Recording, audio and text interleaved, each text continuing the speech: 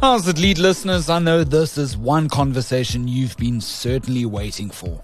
From one Limpopo company charging up to 19,000 Rand for a single teaching aid that may only cost $200, to a completely unknown publishing house based out of a Simonstown cottage that was handed 26% of the total pie, glaring problems have emerged in the Basic Education Department's approvals to the tune of 1.6 billion Rand to publish new learning materials for grades 1 to 3. Here with all the details of these News 24 exclusives is our senior education journalist, Prega Govender. Most of our publishers are up in arms. They feel that the process was flawed. There's been so many allegations thrown out there. And I'm hoping that National Treasury would, come up with some credible findings around the tender to, map the way forward, because this is not the end of the tender. The next tender is going to be for grade 4s to 6. And there's also going to be another tender thereafter.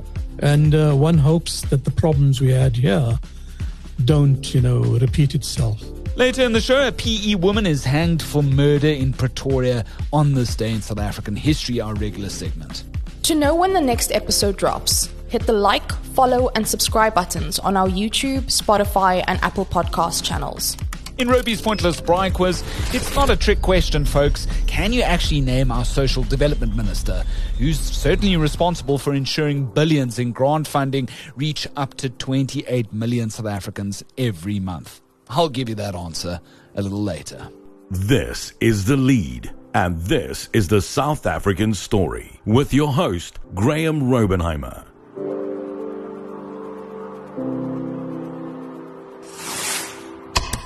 Moving to our top story today, and he loves coming on The Lead. Just ask him, because it gives him a chance to ventilate his highly detailed stories even further. He's our absolutely learned friend. It's senior education journalist Prega Govender right here on The Lead on News 24. Prega, how are you doing? Is that too much of an introduction? No, great. I love it. Thanks for your kind words, Graeme. No, hope you're good. Yeah, can't complain. The last time we spoke was about the history textbook saga, and that certainly got the tongues wagging. Exactly. This time round, jeepers, Prega, when do you sleep, man? You've just been doling out exclusive after exclusive. Let's start, please, to lay the foundation if we can, Prega. And let's go back to the 28th of April when you and that was just before the long weekend, when you came out with this Lighthouse Publishers expose. And let's understand the whole foundation of the textbook tender before we build upon the story, if that sort of makes sense. So as I get it, in 2024, the Basic Education Ministry essentially put out its new terms of reference, and it said, finally, after a really long time, look, we need to get new publishers on board that might have new works for grades 1 to 3 in terms of their learning materials and textbooks. Do I have that correctly? Is that was quite, not unprecedented, but it's quite uncommon for these new tender stages to open up? These books need to be updated, and the last time it was updated was in 2011. So we're talking about the grade 1 to 3 textbooks and learning material. So it was implemented in 2012. It's been in the system for 14 years. It should have been updated, according to the department, around 2014 and 2017. So yeah, these books have been used at schools for some time now. And to my mind's eye, Prega, most of the time, you would see the usuals, Oxford, publishing house in South Africa, perhaps many, many years ago, Gqeberha, the big, more well-established publishing houses would tend to get, the lion's share of the tender to ensure that the books that they publish end up in the various schools for those particular grades. I mean, that's been par for the course for the longest time, right? Absolutely. This time around, the department indicated that they want to keep this open. So even academics, for example, could, submit material for evaluation. And you need not be a company to apply. Okay. You could, as an individual, apply to have your work evaluated and screened. Now, did you look at the resulting publishing houses that got awarded? Did you look at that list and go, there's something a little bit odd here? Or was there a whistleblower involved here that said, something's not right? What was the tip-off here? Yeah, so basically we had a whistleblower, alerting us to the discrepancies, in terms of the approvals that were granted to the different publishers. And what was very striking was a publisher with no experience, no prior experience, being granted the highest number of approvals to publish materials in grade 1 to 3. So this raised red flags, and then we decided to investigate. Tell us more about this particular, shall we call them a boutique publishing house? Because they're quite petite, aren't they? The real hook in the story is that they don't appear, in terms of the title alone for this Pty Limited company, Lighthouse Publishers, that they don't have a track record. What makes the hook of this story so intriguing in regards to how they form part of the tender picture? So Graeme, if you have to look at some of the established publishers, they have huge warehouses, offices, and, the logistics are in place. But in the case of Lighthouse Publishers, we find that, or rather our investigation found that their business premises is a semi-detached cottage, in Simonstown. And there were 2 black directors initially who resigned a year later to pursue their own interests. And in April this year, they appointed a new director whose name is Michael Mugoya. He's a student. He's 27 years old. He's studying data science and big data technology in China. And so he told us that he's going to rather work remotely on the project from China. And he's only due back in South Africa, I think, in a year's time. So obviously one, questioned the experience of this company, which doesn't have a track record in publishing. And thus, this actually triggered our investigation. And what did you uncover in terms of when the Department for Basic Education first set out publicly the terms of reference for this tender to provide new textbooks to grades 1 to 3, and in relation to the formation of Lighthouse Publishing? What did you uncover? Spelling out the requirements was issued around the 24th of June 2024. And Lighthouse Publishers registered as a company 3 days later. So this was also a very huge concern. And in fact, the registration of Lighthouse on the 27th was what, publishers had complained about, It was actually a day before the department could discuss this tender. I think that was one of the big red flags, that we looked at. Prega, you've already given us a bit of a glimpse as to who makes up Lighthouse Publishers, and it's so unbelievable that it's, they were only 3 days in formation, and yet they got the lion's share of the awarding of the publishing of so many materials. Who makes up this company other than Mr. Mugoya, who's residing in China, which I also feel is, unbelievable. Surely the main shareholder or director would be in South Africa to oversee the facilitation of so many learning materials. But who else makes up this company, and where does the semi-detached cottage in Simonstown, filter into all of this? Yeah, interesting question, Graeme. And talking about shareholding, so Mr. Mugoya owns 51% of the company. There is another director, Georgia Groom, who owns 49%. Her mother, Penny Groom, who is the owner of the Simonstown property, is the senior development manager for the company. And Penny Groom has actually been involved in the National Education Collaboration Trust, where she has been, developing materials over many years. And undoubtedly, she's got experience in the publishing and development of materials, So basically, to answer your question, the company is made up of two directors, Georgia Groom and Mr. Mogoya. The lion's share of the shareholding sits with Mr. Mogoya. Is that right? Sits with Mr. Mogoya. Okay. Yes. Prega, tell us now.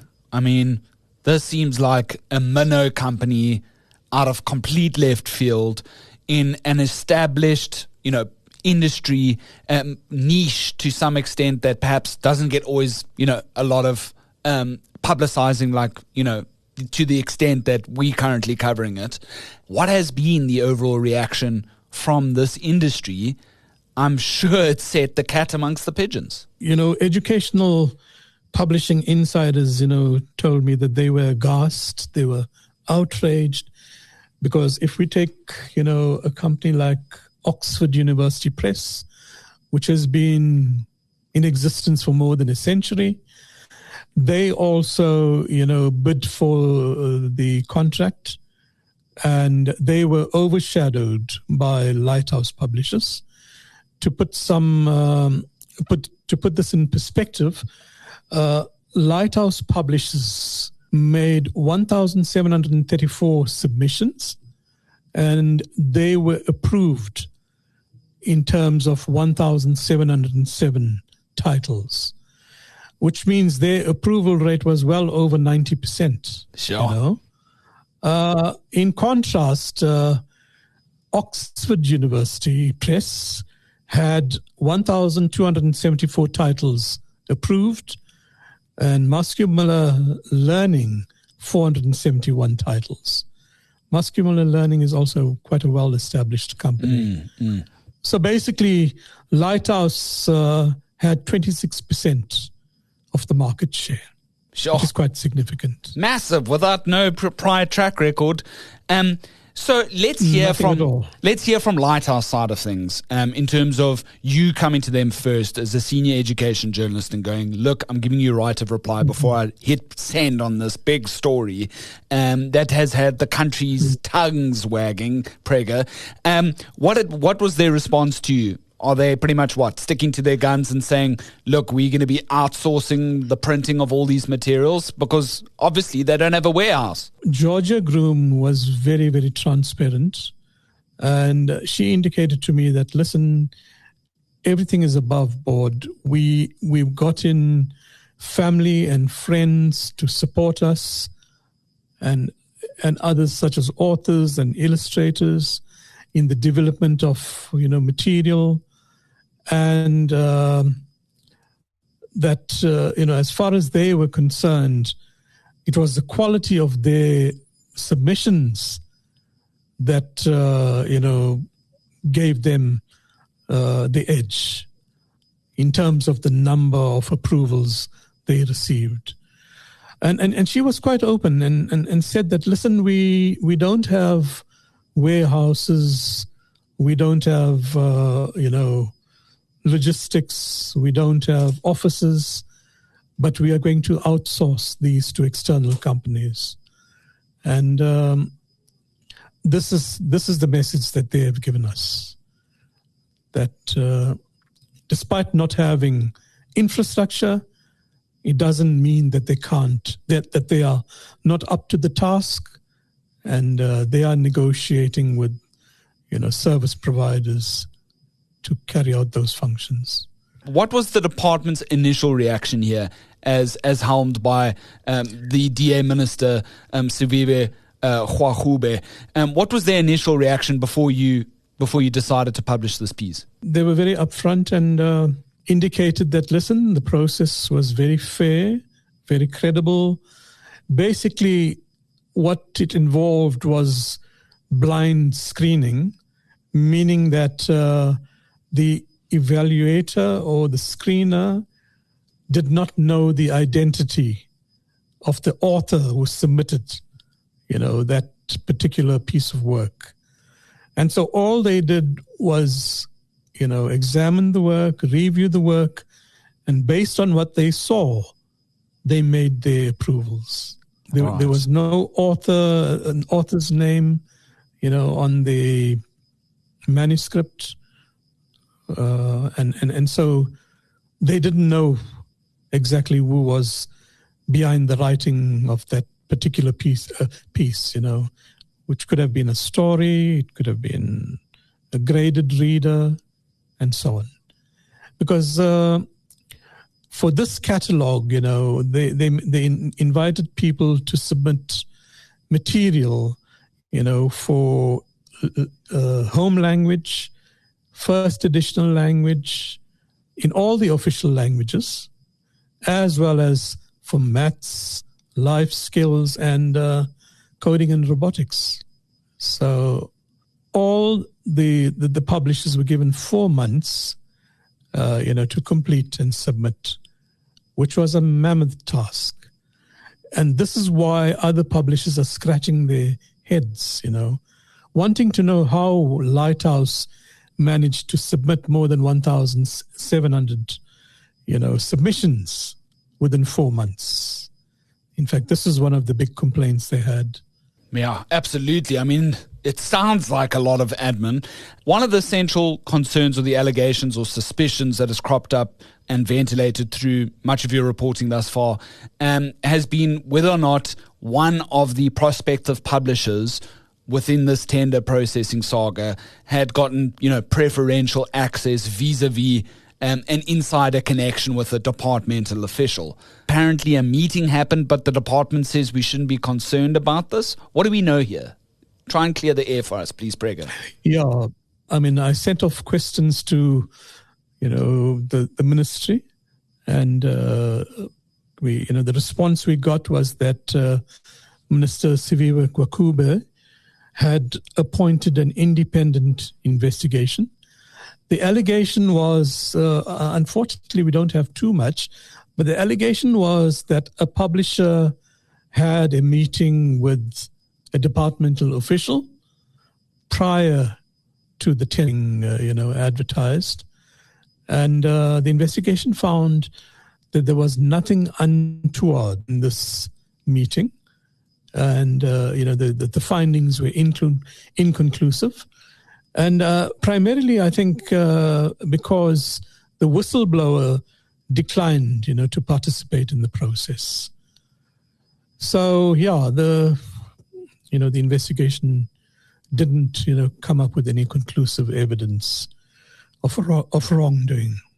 And let's be clear here, Prega. I mean, this has got, as we understand it at this point, what we've just spoken about has nothing to do with Lighthouse, right? Not at all. Yes. Not at all. But the minister has called for another probe in terms of the whole tender process following the Lighthouse saga. Is that correct? Absolutely, yes. So following our story, the minister, asked her counterpart in Treasury, Mr. Enoch Godongwana, to have a look at this tender and investigate whether there were any possible irregularities. So this is where that process is at the moment. And I think the minister can't really say too much more than that, right? Ministerial powers are also limited quite severely to a more oversight role, right? So she can't interfere too much in her department when it comes to tendering and these big procurement processes, correct? Yes. Well, she has indicated that, listen, procurement doesn't fall within her ambit, and that she's leaving it to her Director General, Mr. Matanzima Mweli, because it's an operational matter.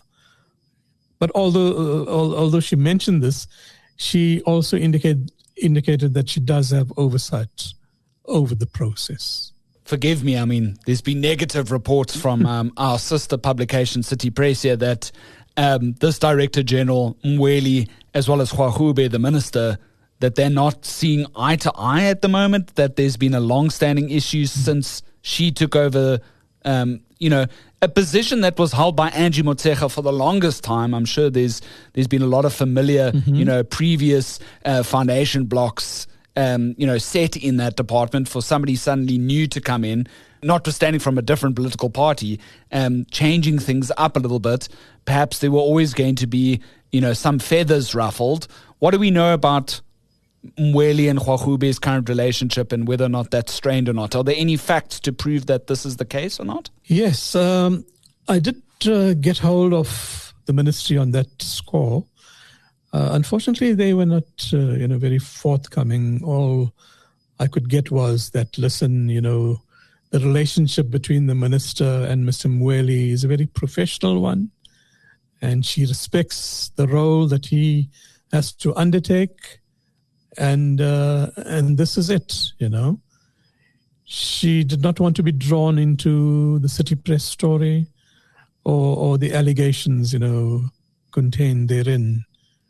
So unfortunately, we really couldn't get much from the ministry.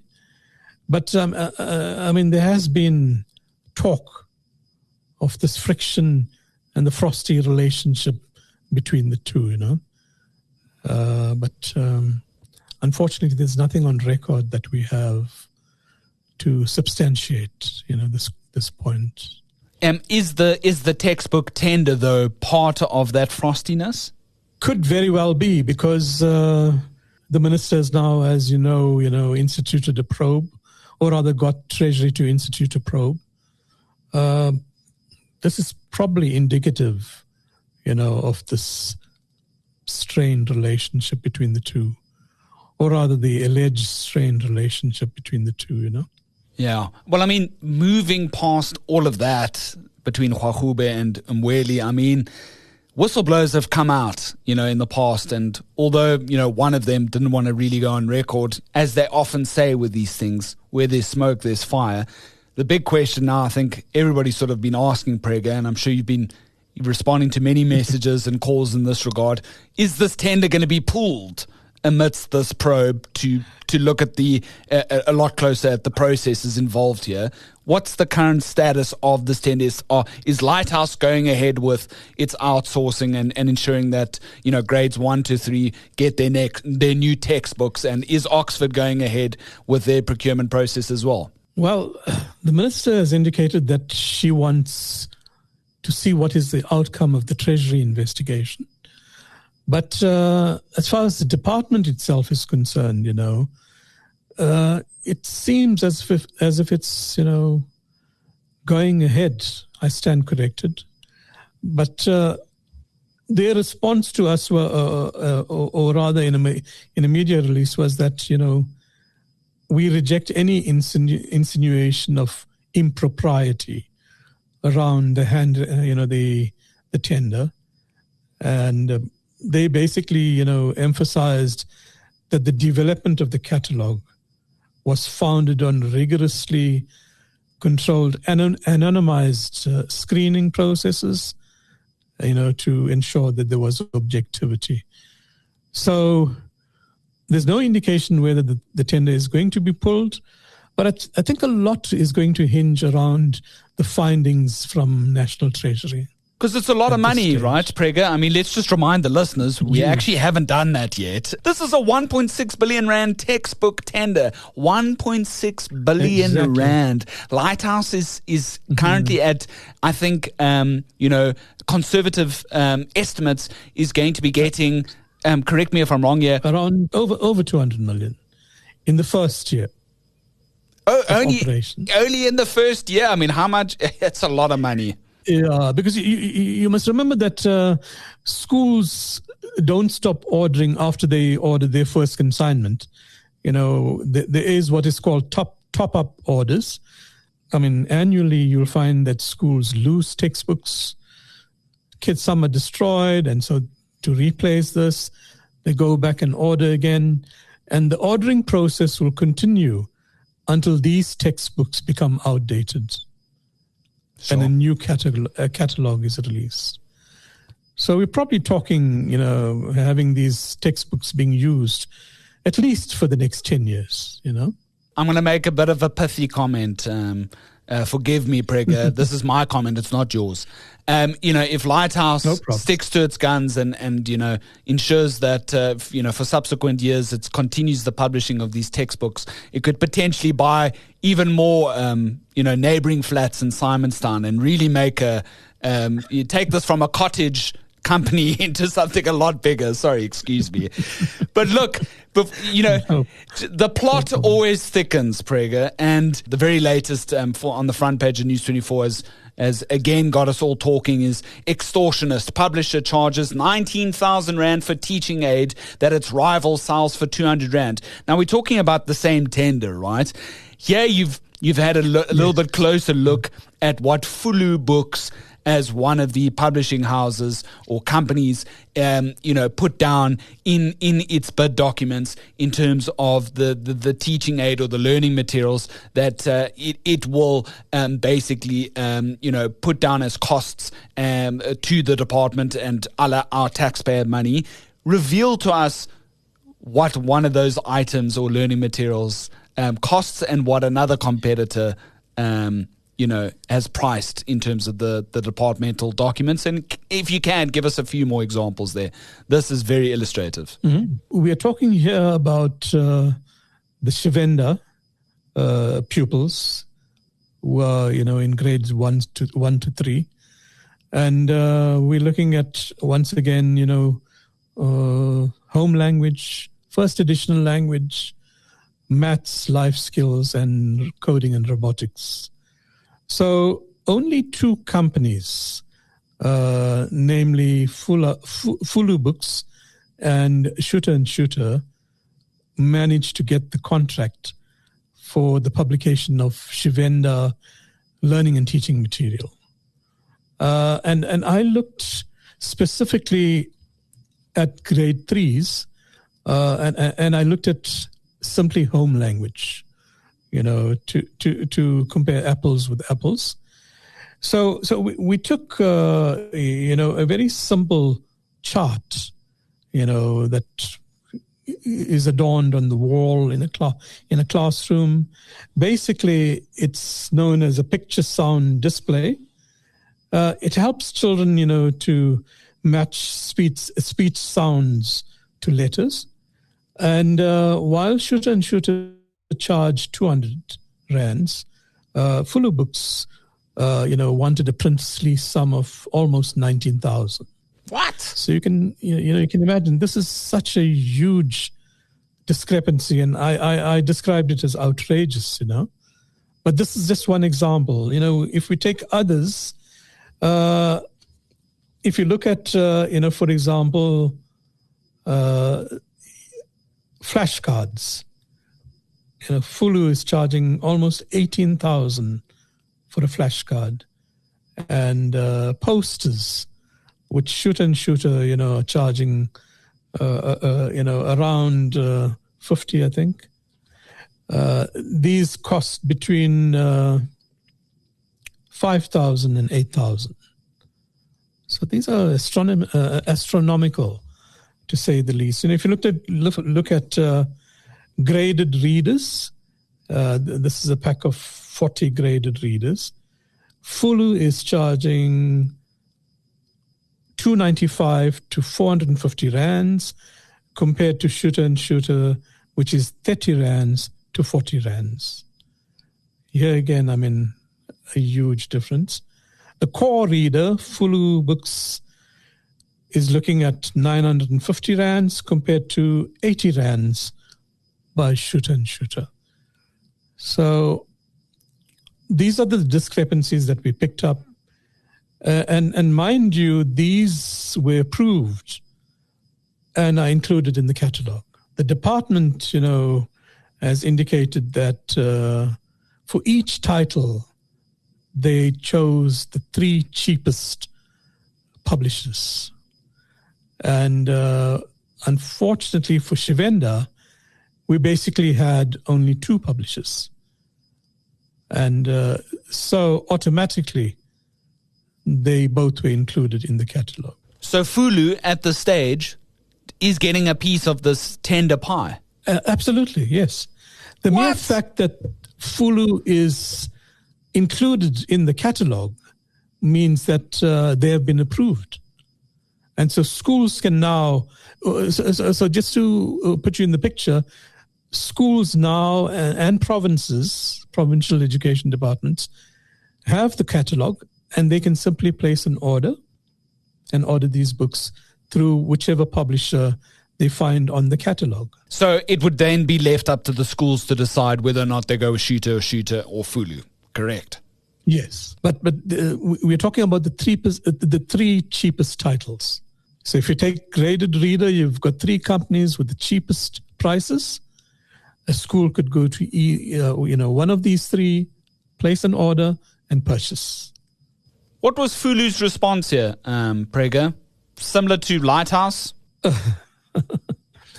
Yes, Fulu has 1 director and 1 sole owner. Her name is Violet Bilankulu, and she's based out in Thohoyandou. She's got offices there, she says. And she told me, that they believe that these prices are reasonable because they spent sleepless nights in that first 3 months, during the development of the material. And a lot of effort was put into it, and they don't see anything untoward with the price. But based on what you've told me thus far, isn't it the whole practice of this tender textbook saga that, government tries to save all of our taxpayer money and also make educational goodies affordable enough for, underprivileged schools to be able to afford at the end of the day? Isn't that the ultimate objective? Absolutely.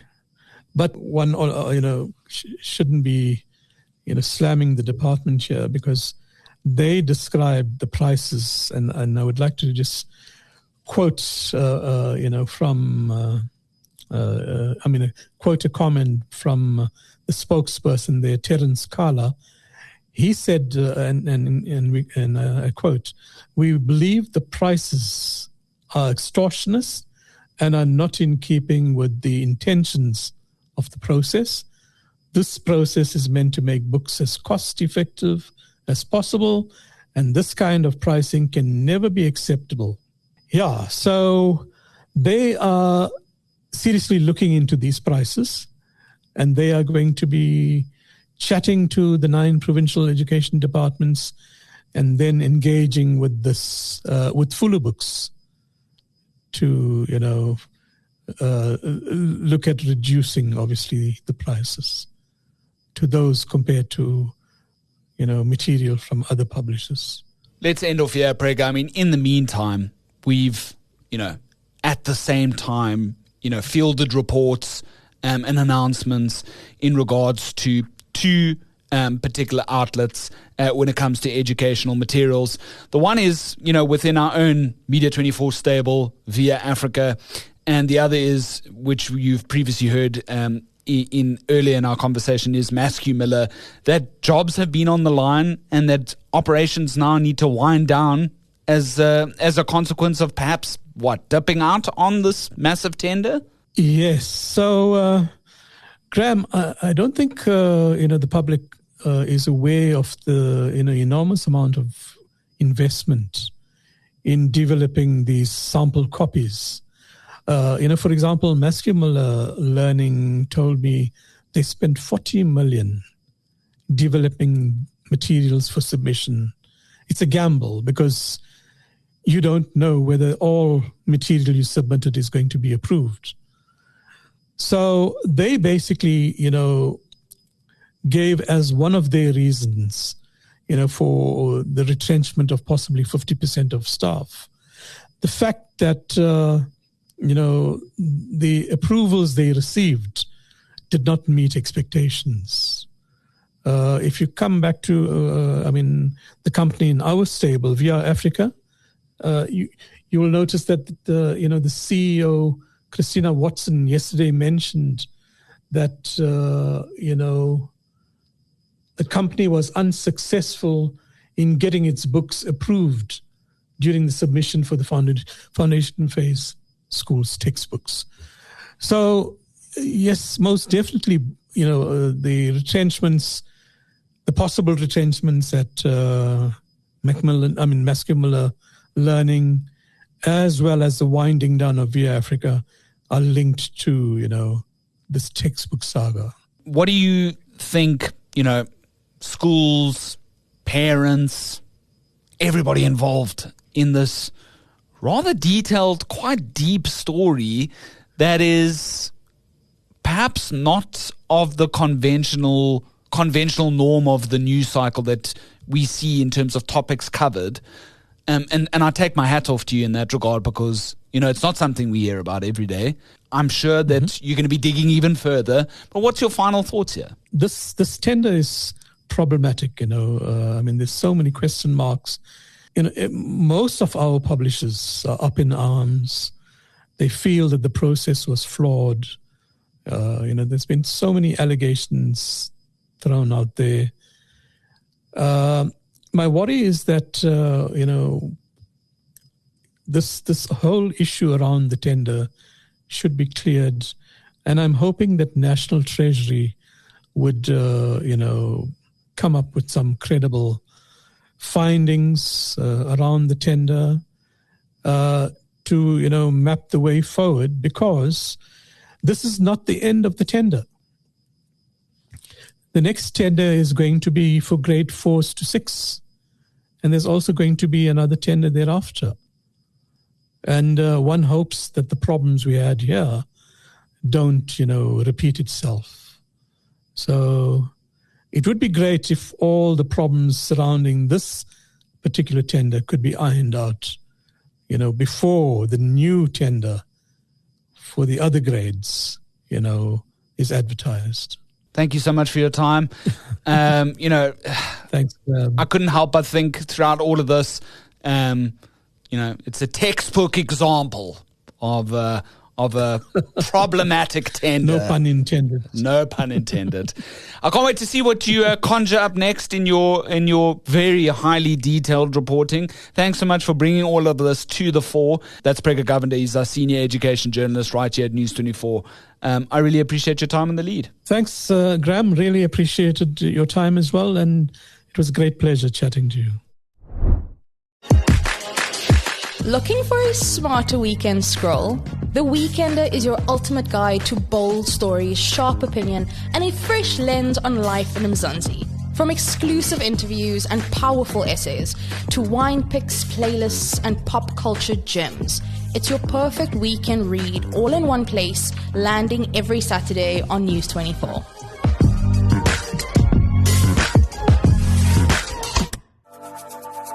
Ending off now with On This Day in Essay History. That's courtesy the Essay History online database. Well, we'll keep it short. On the 6th of May, 1958, this very day, a woman named Margaret Reeder was hanged to death in Pretoria. She'd been found guilty of poisoning her husband, Benjamin Friedenman. The story goes that Reeder had bought a bottle of ant pesticide, Antexit, from a then Port Elizabeth pharmacy. There, the pharmacist reportedly warned her at the time of the toxic dangers of this pesticide. Still, she signed off on the poison register. Later, in court, and despite glaring evidence of poisoning as contained in the post-mortem report, Reeder denied killing her partner. According to historians, she only finally confessed to the crime once in transit from the Pretoria condemned cell to the state gallows.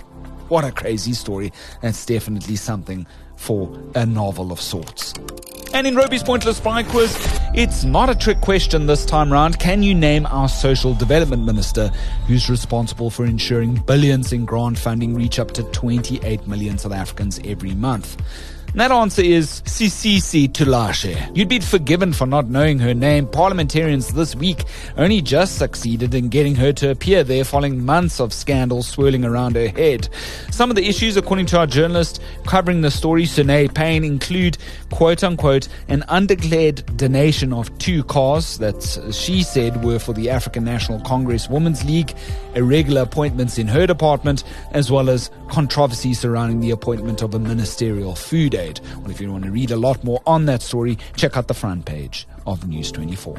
Thanks so much for tuning in. It's been quite a long episode. We hope you got a better sense of that textbook saga. As you heard from Prega, it's only going to get more critical. We're only going to delve deeper into these issues as the year drags on. We've got one more edition this week that's dropping on Thursday at 7 p.m. My name's Graeme Robenheimer. So long as there's trusted news first, we'll have the lead.